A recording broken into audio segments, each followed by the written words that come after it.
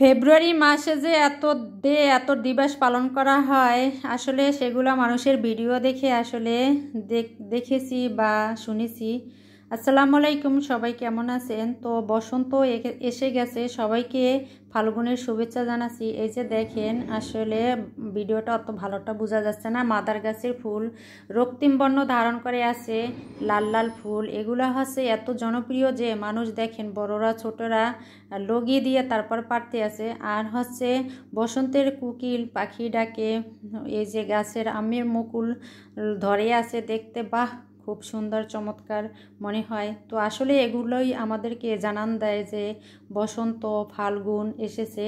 বিশেষ করে এই মাসটা অনেক day, propose day, chocolate day, তারপর হাগ ডে, তারপর প্রমিস ডে, ভ্যালেন্টাইন ডে, এরপরে বিশেষ ডে হচ্ছে মাতৃভাষা দিবস। তারপরে হচ্ছে আরেকটা বিশেষ আমাদের জন্য আগমনী বার্তা, সেটা হচ্ছে 14ই ফেব্রুয়ারি আমাদের হচ্ছে শবে বরাত। মহান রাব্বুল আলামিনের দরবারে আমরা এই দিনে আল্লাহর কাছে চাওয়া পাওয়ার জন্য দুহাত তুলে তার কাছে চাইব, তিনি যেন আমাদের ক্ষমা করে দেন, মাফ করে দেন। তো আসলে আমি আজকে কি রান্না করব সেটাও আপনাদের সাথে শেয়ার করছি। এই যে জনপ্রিয় খাবার কলর শাক, সেখানে দেওয়া আছে আপনার রসুন, মরিচ, কাঁচামরিচ কুচা, তারপর পেঁয়াজ সব একসাথে দিয়ে আর কি একসাথে রান্না করে পরে বাগার দেওয়ার জন্য আর কি কিছু রেখেছি। এরপরে হচ্ছে আরও একটা খাবার যেটা আমার কাছে খুবই ভালো লাগে, এটা হচ্ছে সিম আর আলু একসাথে করে ভাজবো। আজকে হচ্ছে একবারে অথেন্টিক জিনিস, আমি এই বাড়ির পাশ থেকে একটা মহিলার কাছ থেকে কিনে এনেছি আর কি। সিমগুলো গাছের আর কি, কোনো ধরনের আপনার সার পানি কিছুই দেওয়া ছিল না, যার কারণে সিমটা খেতে অসম্ভব মজা হয়েছিল।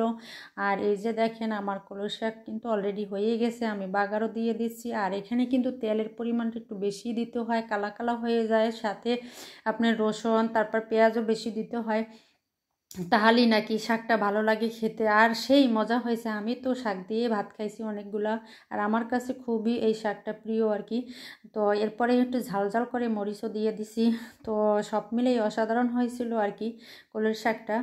তো আসলে যে কথা বলতেছিলাম, আর এই মাসে দেখেন আমাদের 14 তারিখ ভ্যালেন্টাইন ডে, আবার হচ্ছে আমাদের শবে বরাত।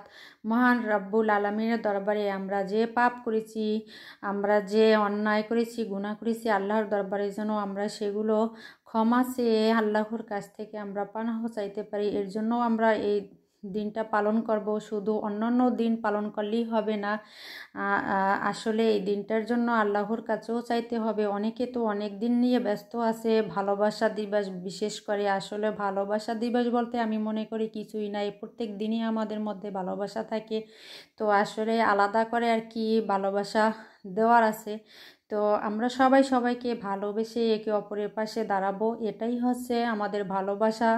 মানবিক দৃষ্টিকোণ থেকে সহযোগিতা করব, আমরা মুসলমান হিসাবে একে অপরকে ভালোবাসবো, এটাই তো আমাদের ভালোবাসা। এর চাইতে আর ভালোবাসা কি হতে পারে বলেন?